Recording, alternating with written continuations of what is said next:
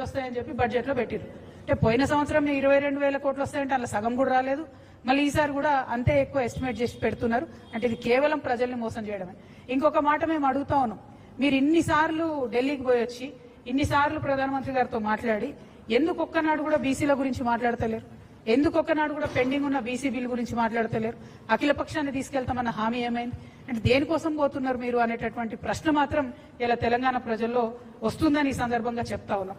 అట్లనే ఓవరాల్ గా budget management గురించి చూసినట్టయితే చాలా చాలా వైరుధ్యాలు ఉన్నాయి. ఒకటి, రెవెన్యూ సర్ప్లస్ ని చాలా ఎక్కువగా వేసి చూపించినారు. 6,857 crores ఉందని చెప్పింది. లాస్ట్ టైం కూడా అట్లనే రెవెన్యూ సర్ప్లస్ మా దగ్గర 2,700 కోట్లు ఉందని చెప్తే చివరికి వచ్చి 591 కోట్లు మాత్రమే ఉంది. ఈసారేమో దానికి మూడింతలు పెంచి 6,800 కోట్లు ఉందని చెప్తా ఉన్నారు. ఈసారి కూడా లాస్ట్కి వచ్చేసరికి మళ్ళా ఏమీ ఉండదు. అంటే ఇది కంప్లీట్లీ ఫేక్ ఫ్యాబ్రికేటెడ్ బడ్జెట్ అన్నది మాత్రం చాలా చాలా క్లారిటీగా అర్థమవుతుంది. ఇక ఇవన్నీ ఒక ఎత్తు అయితే ముఖ్యమంత్రి గారు ఎఫ్ఆర్బిఎం పరిధిలో తీసుకున్న అప్పులు 5,62,363 కోట్లు. అదేవిధంగా వివిధ కార్పొరేషన్ల ద్వారా ఈ కాంగ్రెస్ ప్రభుత్వం తీసుకున్నటువంటి అప్పులు 3,01,835 కోట్లు.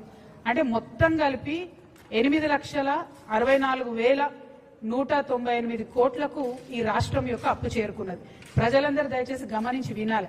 8,64,198 కోట్లకు చేరుకున్నది. అంటే ఒక్కొక్క వ్యక్తి మీద ఈ రాష్ట్రంలో 2,16,000 రూపాయల అప్పు ఉన్నది. ఒక్క మనిషి మీద నెత్తికి 2,16,000 అప్పు ఉంది. ఒక ఇంట్లో 4 ఉంటారు అనుకుంటే ప్రతి కుటుంబం మీద 9 లక్షల రూపాయల అప్పు ఈ కాంగ్రెస్ ప్రభుత్వం మన నెత్తి మీద పెట్టిందనే విషయాన్ని మేము చాలా చింతిస్తూ చెప్తున్నాం. మరి అప్పు తీసుకొచ్చిండ్రు, కనీసం ఏమైనా ఉద్యోగులకు పెన్షన్లు ఇచ్చిండ్రా? పోనీ కనీసం తులం బంగారం ఇచ్చే పథకాలు ఏమైనా ₹1 ఇచ్చిండ్రా? పోనీ 6 గ్యారెంటీల మీద ఏమైనా పెట్టిండ్రా? పోనీ స్కూటీలు, ముఖ్యమంత్రి గారు నిన్నగాక మొన్ననే చెప్పి స్కూటీలు ఇస్తామని చెప్పి, కానీ బడ్జెట్ లో మాత్రం కనీసం స్కూటీలు ఊసలేదు. అంటే ఈ ముఖ్యమంత్రి చెప్పేది ఉప ముఖ్యమంత్రి గారు బడ్జెట్ లో పెడతలేరు అని అర్థం. మరి వాళ్ళిద్దరికి శృతి లేదు మతి లేని వ్యవహారమా, లేదా రాష్ట్రాన్ని ఎట్లా పరిపాలించాలో అర్థం కాని వ్యవహారమా, లేదా రాహుల్ గాంధీ గారు ఆడ కాన్స్టిట్యూషన్ పట్టుకొని ఫేకినట్టు ఇక్కడ బట్టి గారు అసెంబ్లీలో బడ్జెట్ లో ఫేకిన అన్న విషయం మాత్రం తెలంగాణ ప్రజలు ఆలోచించేటటువంటి సందర్భం. మీ అందరికీ తెలిసిన విషయమే. మరి ఉద్యోగాలకు సంబంధించి మేము డిమాండ్ చేస్తూ వచ్చినాం. ఖచ్చితంగా మీరు ఉద్యోగులకు సంబంధించి 2 లక్షల ఉద్యోగాలు ఇస్తామని చెప్పిండ్రు. వాటికి సంబంధించి డబ్బులు రిలీజ్ చేయండి, వాటికి సంబంధించి బడ్జెట్ పెట్టండి అని చెప్పినాం. కానీ రాష్ట్ర ప్రభుత్వం కనీసం దాని మీద శ్రద్ధ పెడతలేదు. సో ఈ రోజు ఒక సర్వే వచ్చిందండి. ఈ సర్వే పేరు స్టేట్ ఆఫ్ వర్కింగ్ ఇండియా. అంటే పని చేస్తున్నటువంటి వాళ్ళు, ఎంప్లాయిడ్ ఉన్నటువంటి వాళ్ళ పరిస్థితి కోసం దేశవ్యాప్తంగా అజీం ప్రేమ్జీ యూనివర్సిటీ చేసిన సర్వే. దీంట్లో ఏమొచ్చిందంటే ఎంత దారుణం అంటే ప్రతి 4 డిగ్రీ చేసినటువంటి తెలంగాణ బిడ్డలలో, మగపిల్లలలో 4 డిగ్రీలు చేస్తే ఒక్కరికి మాత్రమే ఉద్యోగం ఇవ్వగలుగుతున్నాం. ఆడపిల్లలలో డిగ్రీ చేసిన 2 ఆడపిల్లల్లో ఒక్కరికి మాత్రమే ఉద్యోగం ఇవ్వగలుగుతున్నాం. అంటే విమెన్ లో అన్ఎంప్లాయ్మెంట్ శాతం 50% ఉంది, మగపిల్లల్లో అన్ఎంప్లాయ్మెంట్ శాతం 28% ఉంది రాష్ట్రంలో. ఇది కంపారిటివ్లీ వేరే రాష్ట్రాలకు కాంగ్రెస్ ప్రభుత్వాలు ఉన్న కర్ణాటకలో చూసుకున్నా కూడా మహిళల అన్ఎంప్లాయ్మెంట్ ఓన్లీ 20% ఉంది, మగవాళ్ళ అన్ఎంప్లాయ్మెంట్ ఓన్లీ 22% ఉంది. అంటే ఇంత పెరుగుతున్నాము, తెలంగాణ రైజింగ్ అంటే నేను ఎల్లనో అనుకున్నా కానీ అన్ఎంప్లాయ్మెంట్ లో మాత్రం సూపర్ రైజింగ్ ఉన్నది. దీనికి మాత్రం కాంగ్రెస్ ప్రభుత్వానికి, రాహుల్ గాంధీ గారికి కంగ్రాచులేషన్స్ చెప్తా ఉన్నా. ఎందుకంటే మీరు వచ్చి అశోక్ నగర్ లో ఫేకిండ్రు రాహుల్ గాంధీ గారు. మిమ్మల్ని ఇయాలటి నుంచి మా హైదరాబాద్ లో సలీం ఫేకు అని ఉంటాడు. ఆయన సినిమాలలో మస్తు నవ్విస్తాడు మనందరిని. హైదరాబాద్ స్లాంగ్ ని, హైదరాబాద్ ఫేకుని, ఆ కామెడీని ఆయన మొత్తం ఇండియా వైడ్ పాపులరైజ్ చేసింది. కానీ ఇయాలటి నుంచి మాత్రం మా తెలంగాణ అశోక్ నగర్కి వచ్చి ఫేకినందుకు రాహుల్ గాంధీ గారికి రాహుల్ ఫేకు అని నామకరణం చేస్తున్నాం మేము. కానీ మీరు మా సలీం ఫేకు గారికి సరిపోరు. ఆయనేమో మమ్మల్ని చాలా నవ్విస్తాడు, మీరు మాత్రం మమ్మల్ని ఏడిపిస్తున్నారు. నిరుద్యోగ సమస్యలు ఇంత దారుణంగా ఉంటే ఇక ఎందుకు ఫేకు అంటున్నా అన్న విషయం మళ్ళీ ఒకసారి ప్రూఫ్ చేస్తాను నేను ఇప్పుడు మీకు. ఇది రాష్ట్ర ప్రభుత్వం యొక్క, నేను ఇప్పుడే స్క్రీన్ షాట్ తీసుకొని వచ్చిన ప్రెస్ మీట్ పెట్టే ముందు, స్కిల్ డెవలప్మెంట్ యూనివర్సిటీ యొక్క వెబ్సైట్. ఇక్కడ ఏం రాసి ఇది పట్టుకోతాము, ఇక్కడ ఏం రాసిండ్రు వీళ్ళు, 68,000 మంది, ఇక్కడ ఎల్లోలో కనబడుతుంది, 68,000 మంది ఎన్రోల్ అయినరని రాసిండ్రు. సరే పోనీ కరెక్టా కాదా అని చెప్పి ఫోన్ చేసినాం అదే స్కిల్ యూనివర్సిటీకి. వాళ్ళు చెప్తున్న లెక్కలేంది, 920 మంది మాత్రమే ఎన్రోల్ అయినరని యూనివర్సిటీ వాళ్ళు చెప్తున్నారు. వెబ్సైట్ లో ఈ బట్టి గారి ఫేకుడు ప్రచారం ఏంది అని అంటే, ఎందుకు బట్టి గారి పేరు చెప్తున్నా అంటే, ఈయన 3 పారాగ్రాఫ్లు చెప్పారు ఈరోజు బడ్జెట్ లో బట్టి గారు.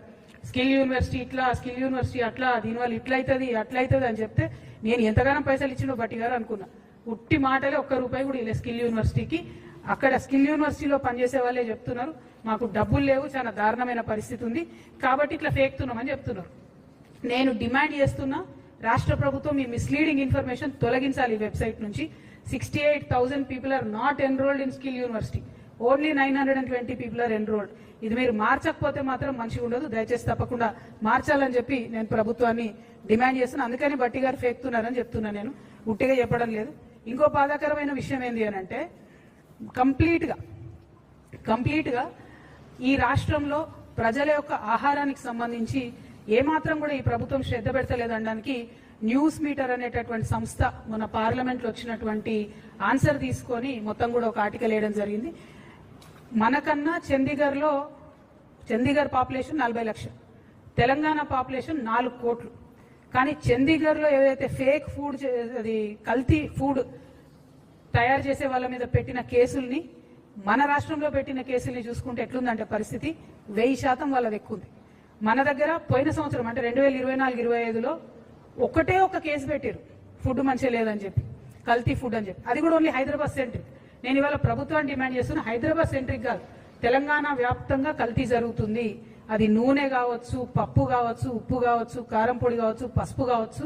ప్రజల ఆరోగ్యంతో చెలగాటం ఆడుతున్నారు. దయచేసి రాష్ట్రం అంతా శ్రద్ధ పెట్టండి. ఫుడ్ కమిషన్ నిద్రపోతున్నది, మేల్కోండి. దయచేసి కేసులు పెట్టండి. ఒకటే ఒక కేసు పెట్టిరు మొత్తం మొన్న ఇయర్లో. భయం అనేది లేకుండా పోతుంది. ప్రజల ఆరోగ్యంతో చెలగాటం ఆడుతున్నారు కాబట్టి ఈ బడ్జెట్లో కూడా మరి మంచి ఆర్గానిక్ ఫార్మింగ్ కి సపోర్ట్ చేస్తామని ముందు చెప్పిర్రు, ఇప్పుడైతే చెప్పలేదు. అందుకని ఈ మధ్యలో ఈ విషయాన్ని కూడా నేను చెప్తా ఉన్నాను. ఇక దీంతో పాటు ఇంకొక విషయం కూడా చెప్పాలి. 1 కోటి మంది మహిళలను కోటీశ్వరులు చేస్తామని చెప్పి పదే ముఖ్యమంత్రి గారు చెప్తా ఉంటారు.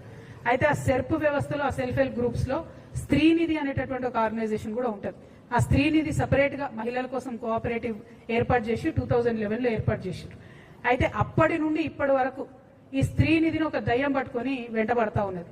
దాదాపుగా 14 years నుంచి ఒకటే ఒక వ్యక్తి, ఆయన పేరేంటిదంటే జి విద్యాసాగర్ రెడ్డి. ఈయన యాక్చువల్గా స్టేట్ ప్రాజెక్ట్ డైరెక్టర్ సెర్ప్కి జాయిన్ అయ్యాడు. కానీ ఆయనే సెల్ఫ్ డిక్లేర్డ్ మేనేజింగ్ డైరెక్టర్ అయిపోతాడు. ఆయన మేనేజింగ్ డైరెక్టర్గా 14 ఏళ్ల నుంచి కొనసాగుతుంది. 58 సంవత్సరాలు పైబడినటువంటి వ్యక్తిని కొనసాగించరాదని ఆర్బీఐ చెప్పినప్పటికీ కూడా ఆయన అట్లనే కొనసాగుతాడు. ఆయన ఎవరేమన్నారు.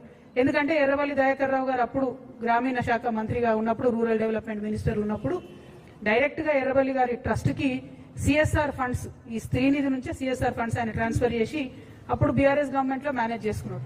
ఇప్పుడు కాంగ్రెస్ గవర్నమెంట్ లో కూడా అదే కొనసాగుతున్నది. కాంగ్రెస్ గవర్నమెంట్ లో కూడా అందరూ ఉద్యోగులు పదే కంప్లైంట్ చేస్తే కూడా ఒక ఎంక్వైరీ కమిషన్ వేసారు. దాని పేరేంటంటే జీవో నంబర్ 523 ఎంక్వైరీ కమిషన్ వేసారు. ఇంతవరకు ఆ ఎంక్వైరీ కమిషన్ ఏమైందంటే సీతక్క గారు మాట్లాడతలేరు. నిన్న కూడా సీతక్క గారు ఈ విద్యాసాగర్ రెడ్డి అనేటువంటి పక్కన కూర్చోబెట్టుకొని మేము మహిళలు కోటీశ్వర్లు చేస్తామంటే ఈయన మింగుతున్నాడు అమ్మ పైసలన్నీ, ఈయన ఇబ్బంది పెడుతున్నాడు. అట్లా కాదు, దయచేసి ఆ వ్యక్తిని మొదలు తొలగించండి. ఎందుకంటే ఈయన ఏం చేస్తుండంటే ఆయన మొత్తం ప్యానెల్ అందరినీ కూడా ఎగ్జిక్యూటివ్ డైరెక్టర్, ఈ డైరెక్టర్ అని చెప్పి లక్షలలో వాళ్ళకి జీతాలు ఇచ్చి ఎస్సీ, ఎస్టీ, బీసీ మహిళలందరినీ కూడా 737 మంది ఎంప్లాయీస్ ఉండే స్త్రీనిధిలో ఇప్పుడు 270 మంది మిగిలిరు. అందరినీ కూడా ఆయన తీసేసుకుంటూ వస్తున్నాడు. అన్ని రకాల రూల్స్ కూడా ఫ్లౌట్ అయిపోతా ఉన్నాయి. దీన్ని ఖచ్చితంగా మీరు ఈ విద్యాసాగర్ రెడ్డి అనే వ్యక్తిని మీరు తొలగించాల్సిందే. ఆ స్త్రీనిధిలో జరుగుతున్నటువంటి అక్రమాలను ఖచ్చితంగా బయట పెట్టాల్సిందే. 523 జీవో ఎంక్వైరీ ఏమైందో కూడా సీతక్క గారు చెప్పాల్సిందే.